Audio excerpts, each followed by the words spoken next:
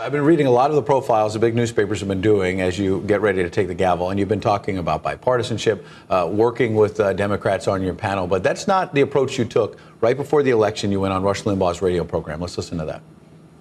It's going to be acrimonious, there's no question. He has been one of the most corrupt presidents in modern times.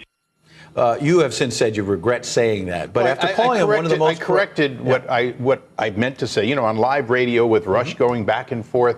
And by the way, that was because Rush had me on to answer the question about coming together, having compromise. He didn't like the compromise word when I said we're going to agree to disagree, and then we're going to find the kind of common ground, the kind of compromise that makes and gets things done.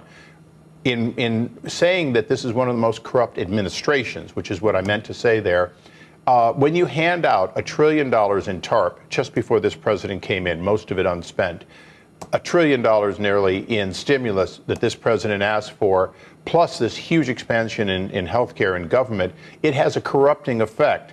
When I look at waste, fraud, and abuse in the bureaucracy and in the government, this is like steroids to pump up the muscles of waste. Well, but first of all, on TARP, that was before the Obama administration. That was pushed through by the Bush administration. So how could you call the Obama administration one of the most corrupt ever if the Bush administration pushed TARP through? I wasn't talking about TARP legislation. But you just said now that that's what you meant. What I said was the administration got this money.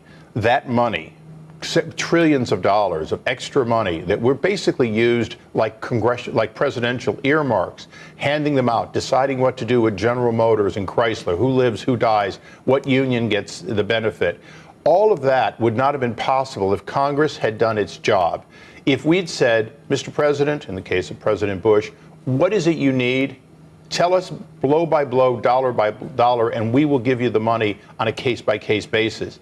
Instead, what happened is we gave President Bush, and President Obama inherited $800 billion worth of walking around money with no guidelines, so that what was supposed to help financial institutions ultimately bailed out car manufacturers. Okay, but